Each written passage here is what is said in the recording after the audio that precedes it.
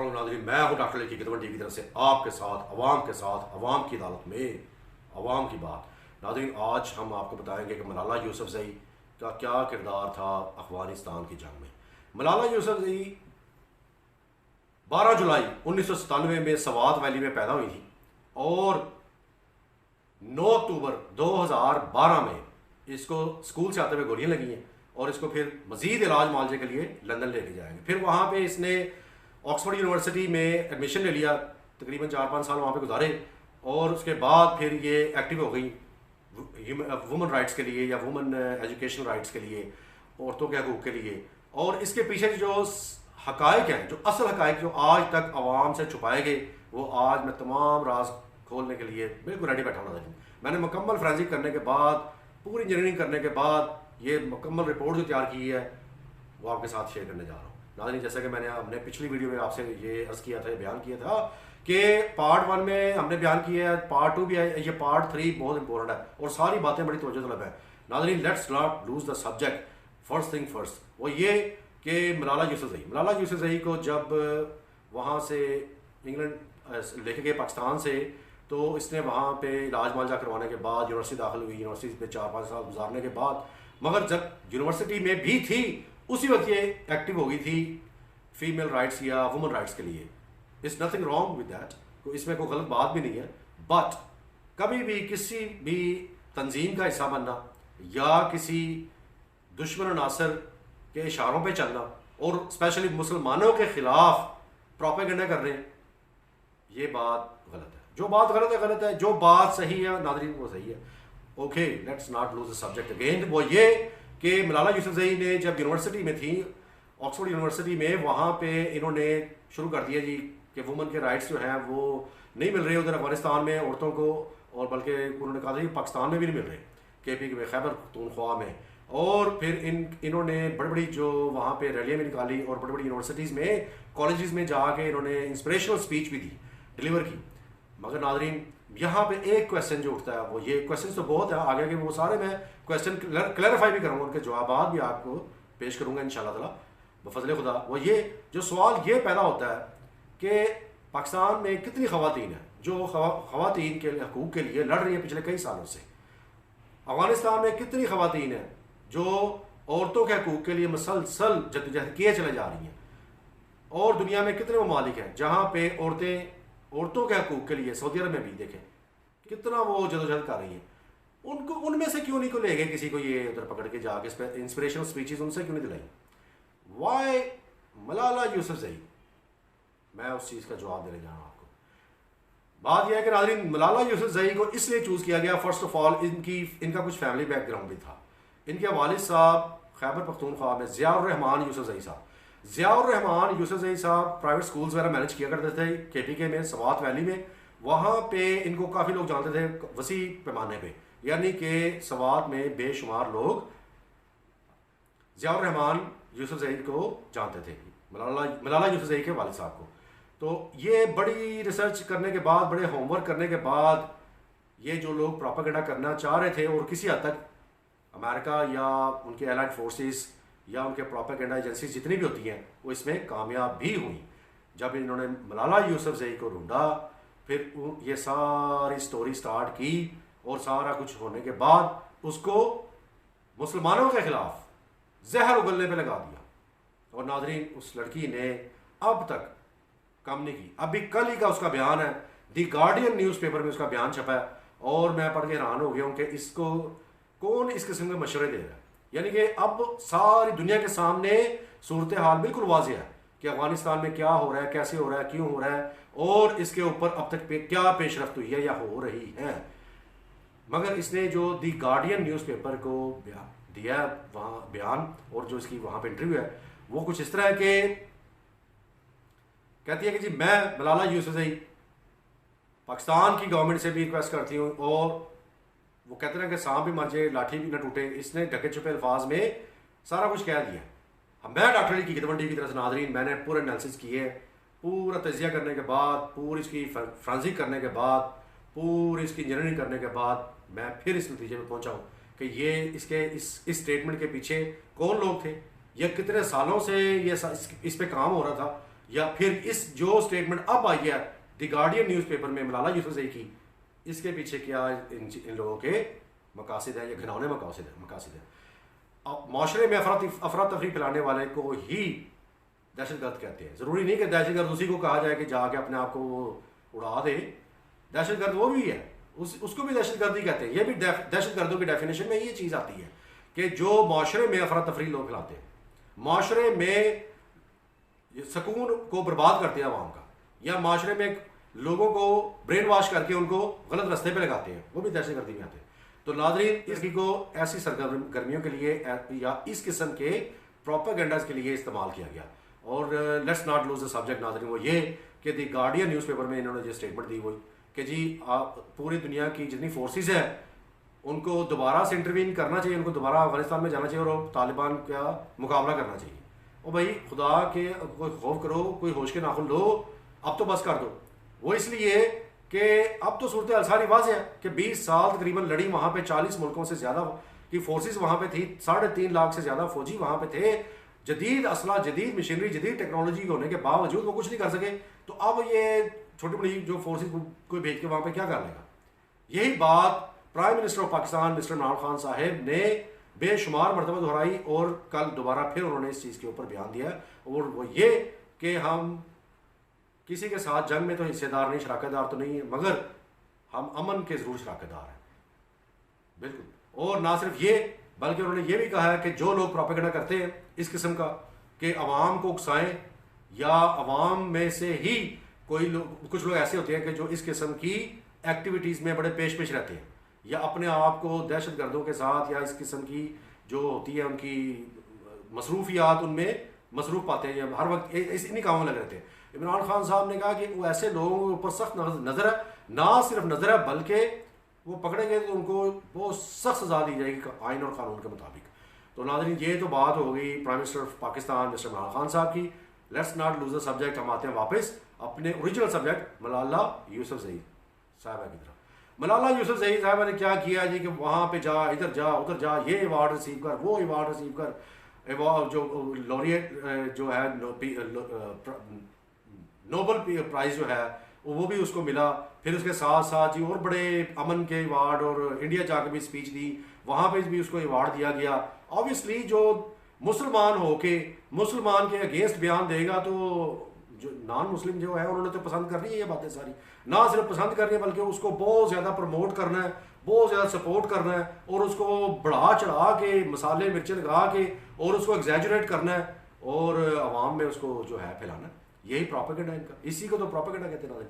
और इसी बात पे पाकिस्तान जो है वो बड़ा शदीद एक्शन लेने जा रहे हैं, पाकिस्तान की गवर्नमेंट, कि जो भी एजेंसीज या जो लोग भी सोशल मीडिया पे आके, या चाहे वो मेन स्ट्रीम मीडिया चैनल्स हैं, कहीं भी अगर ऐसी एक्टिविटीज़ में मुलविस पाए गए तो उनको सख्त से सख्त सजा दी जाएगी कानून और आइन के मुताबिक।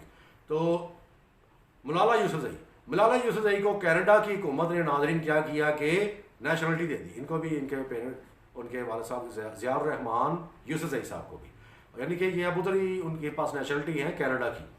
अब मेरा सवाल जो है आप लोगों के साथ, आप कमेंट्स बॉक्स में ज़रूर बताइएगा नाज़रीन, कि कितनी और ख़वातीन, सैकड़ों नहीं, हज़ारों नहीं, लाखों की तादाद में इस वक्त एज वी स्पीक टुडे ख़वातीन के हकूक़ के लिए लड़ रही हैं पूरी दुनिया में, पाकिस्तान में भी, अफ़गानिस्तान में भी, सीरिया, इराक, सऊदी अरब और पता नहीं कितने कौन कौन से ममालिक अफ्रीका। नाज़रीन, उनमें उनको क्यों नहीं ये लोग लेके आते, उनको क्यों नहीं कनाडा की नेशनलिटी दे देते, या उनको क्यों नहीं लॉरिएट अवार्ड दे देते, या उनको क्यों नहीं इंडिया जो है वो वहाँ पे ले जाता और बहुत ज़्यादा उनको ये प्रमोट करता। ये नाज़रीन इसके पीछे बहुत लंबी स्टोरी होती है। वो ये कि पहले बात तो कि इन लोगों का कोई ना कोई बैकग्राउंड होता है, जैसे कि मलाला यूसुफजई के वालिद साहब प्राइवेट स्कूल्स वगैरह मैनेज करते थे और उनको इलाके में सवात में लोग जानते थे, ताकि ये कल को अगर ये आएगी सामने मलाला यूसुफजई तो आवाम कहेगी हाँ जी ये वाकई ये बहुत ज़्यादा पेश थे तालीमी सरगर्मियों में। नाज़रीन, इसके साथ साथ मैं आपको ये भी बताना चलूँ कि मलाला यूसुफजई को इन्होंने ना सिर्फ स्टेटमेंट्स देने पे इस्तेमाल किया कि जी आप अब ये स्टेटमेंट दे दें, वो स्टेटमेंट दे दें। Most of her statements are based on female right, woman rights, मगर वो बड़ी ट्विस्टेड किस्म की इसकी स्टेटमेंट्स होती थी। ट्विस्टेड मीन कि जैसे होता है ना कि एक सिंपल प्लेन स्टेटमेंट होती है कि औरतों के हकूक़ जो हैं उनकी रिस्पेक्ट करनी चाहिए, उनको पूरे जो हकूक़ देने चाहिए, और उनको जो उनकी तालीम के ऊपर जो तवज्जो देनी चाहिए, ऐसी इसकी बातें नहीं है। आप कभी भी इसकी स्टेटमेंट उठा के देख लेना नाज़रीन। आम बंदे अगर साइकी नहीं समझता या उसको साइकोलॉजी से नहीं उसने पढ़ी या कोई इतना हाईली क्वालिफाइड बंदा नहीं है, तो वो इसकी बातों में आ जाएगा आराम से। ना सिर्फ इनकी वो प्रोपेगेंडा करने वाली बातों में आएगा, बल्कि वो कहेगा हाँ ये बात ठीक कर रही है। हालांकि वो जो बात कर रही होती है उसके पीछे हमेशा नफरत होती है। नफरत किन से होती है? जो मुसलमान यानी कि जो पाकिस्तान में हैं या अफगानिस्तान में, हमेशा नफरत भरी, नफरत अमेज और इंतशार फैलाने वाली स्टेटमेंट्स हैं इसकी सारी, उस मुल्क में या उस मुल्क या अवाम के लिए जब भी ये स्टेटमेंट देती है। कभी भी आप स्टेटमेंट्स को उठा के देख लें, रिव्यू कर लीजिएगा। We are not here to जज anyone and we are not trying to जज anyone either, only God can जज, we have got no power to जज एनीवन। तो नाज़रीन, इसके साथ साथ मैं आपको ये बताता चलूँ कि तुर्की के सदर तैयब अर्दोगान साहब जो एक महीना पहले तक वो ये कह रहे थे कि अगर अफगानिस्तान में तालिबान ने अपना हथियार ना फेंके तो हम ये कर देंगे, वो कर देंगे। मगर मैं आपको बताता चलूँ कि अब 2 दिन पहले जब उनको पता चला या ये बात उन पर आया हो गई, बिल्कुल क्लैरिफाई हो गई, क्लियर हो गई पूरी दुनिया के सामने, उनके सामने क्या, पूरी दुनिया के सामने, कि तालिबान ने टेक ओवर कर लिया अफगानिस्तान को और वहाँ पर उनकी हुकूमत कायम हो गई है। अब उन्होंने बिल्कुल जो है वो स्मूथ हो गए हैं, ना सिर्फ स्मूथ हो गए बल्कि जिसको कहते हैं लाइन पे आ गए। वो कहते हैं कि जी अगर तालिबान वहाँ पे इंसानी हकूक़ की खिलाफवर्जी नहीं करेंगे बल्कि वहाँ की आवाम की भलाई के लिए फ़ैसले करेंगे और आवाम की जो फलाह बहबूद पे तवज्जो देंगे, तो हम उनके साथ सफारती ताल्लुकात भी आगे बढ़ाएंगे, बल्कि तिजारती ताल्लुकात को भी फ़रोग़ देंगे। तो ये बहुत अच्छी बात है। और ना सिर्फ ये, नाज़रीन मैं आपको इसके साथ साथ एक और बात बताता चलूँ कि 2023 में ये जो 2 साल बाद जो इनकी सल्तनत उस्मानिया ख़त्म हुई थी 1923 में, यानी कि पीछे चले जाए 100 साल पीछे, तो 98 ईयर्स पीछे चले जाए। अब 2023 में उसका जो मायदा हुआ था उस वक्त के, ये 100 साल तक सल्तनत उस्मानिया कायम नहीं हो सकती तुर्की में। मगर रजब अर्दोगान ने ये स्टेटमेंट दे दी है कि अगर अवाम चाहेगी हम रेफरेंडम करवाएंगे, अवाम की राय लेंगे, तो अगर अवाम इस चीज़ पे एग्री हुई तो हम दोबारा सल्तनत उस्मानिया का क़याम कर देंगे। इसीलिए वो एक ड्रामा अर्तुगरुल जो है उसको भी प्रमोट किया जा रहा है पूरी दुनिया में, कि ताकि मेंटली तौर पे लोग पहले ही तैयार हो जाए, मेंटली तौर पे अवाम जो है इसके लिए बिल्कुल तैयार हो जाए, वहाँ की स्पेशली तुर्की की। तो will see what's going happen, हम देखेंगे कि 2023 में क्या होता है, अवाम किसको वोट डालती है, क्या वो सल्तनत उस्मानिया का क्या हम चाहते हैं दोबारा से। अगर वो चाहते होंगे तो ऑब्वियसली वो अपना हक राय दही जिसको कहते हैं वो सही इस्तेमाल करेंगे। और इसके साथ साथ मैं आपको आज थोड़ा सा prime minister of Pakistan Imran Khan साहब के मतलब भी बताता चलूँ। वो ये कि prime minister of Pakistan Imran Khan साहब 2018 में जब इन्होंने चार्ज संभाला, पाकिस्तान के प्राइम मिनिस्टर बने, उससे पहले ऑब्वियसली ये पहले क्रिकेट खेलते थे, क्रिकेट जब इन्होंने छोड़ा तो फिर ये सियासत में आ गए। सियासत में आने के बाद इन्होंने हमेशा एक बात जो बार बार इन्होंने दोहराई, वो कंटेनर्स पे चढ़ के कि सब जो जितने भी पाकिस्तान में अवाम है, जितनी भी 22 करोड़ की अवाम है, मुझसे ज़्यादा खैर ख्वाह उनका कोई भी नहीं है। तो ले जनाब आप इनकी भी सुन लें। 3 साल हो गए इनकी हुकूमत को आए हुए। 3 सालों में महंगाई के सिवा अवाम जो है वो कहती है, ये मेरा कहना नहीं है, मैं डॉक्टर अली गिरवंडी की तरफ से नाज़रीन मैं नहीं ये कह रहा, ये आप अवाम में जाके सर्वे करवा लें, बात आपके सामने आ जाएगी, दूध का दूध और पानी का पानी हो जाएगा कि अवाम इंतहाई परेशान है। ये हमारी भी रिक्वेस्ट है प्राइम मिनिस्टर ऑफ पाकिस्तान से, पहले भी रिक्वेस्ट बेशुमार कर चुके हैं, बेशुमार मरतबा अपनी पिछली वीडियोस में भी ये कर चुके हैं प्राइम मिनिस्टर इमरान खान साहब से और इनकी जो काबीना है उनसे भी, पूरी एडमिनिस्ट्रेशन से, कि ये खुदारा महंगाई के तूफ़ान पे काबू पाया जाए। स्पेशली सिंध में जो नाकस इंतजाम किए हुए सिंध हुकूमत ने, उन्होंने तो हद ही कर दी है। पूरा सिंध जो है लॉकडाउन कर देते हैं, वैक्सीनेशन जो है उसका प्रॉपर इंतजाम नहीं है। हम बात करते हैं prime minister of Pakistan Imran Khan साहब पे। नाज़रीन, prime minister of Imran Khan साहब ने वेलकम किया है। उन्होंने कहा कि जो भी तालिबान फैसला करेंगे, जैसे भी अपनी हुकूमत जो वहाँ पे बनाएंगे, तो हम उसको अपनी जो कौमी सलामती का इजलास होगा उसमें डिस्कस करेंगे और फिर सलाह मशवरे के साथ हम इस चीज़ को लेके आगे बढ़ेंगे। और ये तो बात होगी आज की बात, मगर नाज़रीन हम अगर 20 साल पीछे चले जाएं, उस वक्त प्राइम मिनिस्टर इमरान खान साहब या इनके साथ और लोग, जो काफ़ी लोग जो इनसे इस नाराज़ भी हैं, जैसे वो अकबर एस बाबर साहब, वो इनसे काफ़ी नाराज़ हैं। उन्होंने तो खैर इलेक्शन कमीशन में भी जितने भी इनके खिलाफ एविडेंस चाहिए थे वो भी पेश कर दिए। वो जो इनकी फॉरेन फंडिंग के मतलब केस चल रहा है उसके ऊपर, वो उसके ऊपर भी बड़ी तेज़ी से पेशरफ्त होगी नाज़रीन अगले महीने, वो भी वाच कीजिएगा, उसको भी हम फॉलो करेंगे। और उसमें भी दूध का दूध पानी का पानी होगा। इन्होंने जो इलेक्शन जो इनकी फंडिंग आई थी, कई ऐसे ममालिक से इलेक्शन फंडिंग आई थी पाकिस्तान तहरीक इंसाफ को के लिए कि जहाँ पे फंड इकट्ठे नहीं हुए थे, फंड रेजिंग हुई नहीं थी, और अरबों डॉलर्स जो थे, मिलियंस ऑफ डॉलर्स बीच में से कहाँ गए, कहाँ चले गए, किसने खा लिए, किधर से आए थे, किधर चले गए, उसके ऊपर मुकम्मल तहकीकात ऑलमोस्ट कंप्लीट है।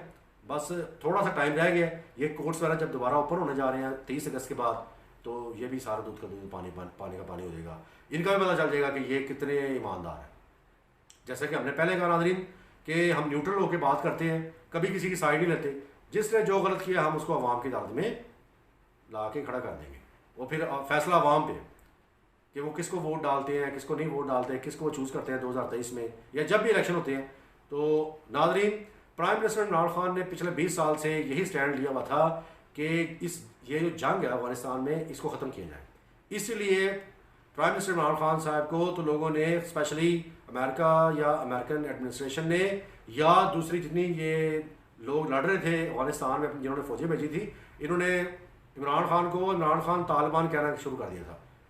इमरान खान नहीं, इमरान खान तालिबान, इमरान तालिबान या इमरान खान तालिबान। तो ये इसी वजह से हुआ था नाज़रीन कि ये हमेशा यही कहते थे कि इसका हल यही नहीं है, ये जंग इसका हल नहीं है। मगर ये भी इन्होंने अच्छा किया था कि ये जैसे ही इन्होंने चार्ज संभाला, ये ड्रोन हमले तो कम से कम बंद करवाए थे। पाकिस्तान के बेचारे बेगुनाह निहत्थे लोगों के ऊपर जो हमले हुआ करते थे वो तो बंद करवाए, और ना सिर्फ ये कि बल्कि अड्डे वगैरह भी देने से इनकार किया। मकबूल नारे तो उन्होंने बड़े लगाए हैं। ये मेरी नज़र में नाज़रीन, मैं डॉक्टर अली की खिदमत डिवीज़र से मैं इनको मकबूल नारे इसलिए कहूँगा कि एक बात जब आप एक दफ़ा कहते हैं फिर उसके ऊपर अमल दरामद भी करते हैं, अवाम उस पर अमल दरामद होता देखती भी है, फिर उस चीज़ को अवाम दाद भी देती है अगर अच्छा काम है। मगर अगर खाली बातों में ही मसलसल एक बात को ही दोहराया जाए और मसलसल दोहराते रहो तो वो मकबूल नारों में ही आती है वो बात। नाज़रीन कमेंट बॉक्स में अपनी राय ज़रूर बताइएगा। मुझे इजाज़त दें। Take care of yourself and people around you.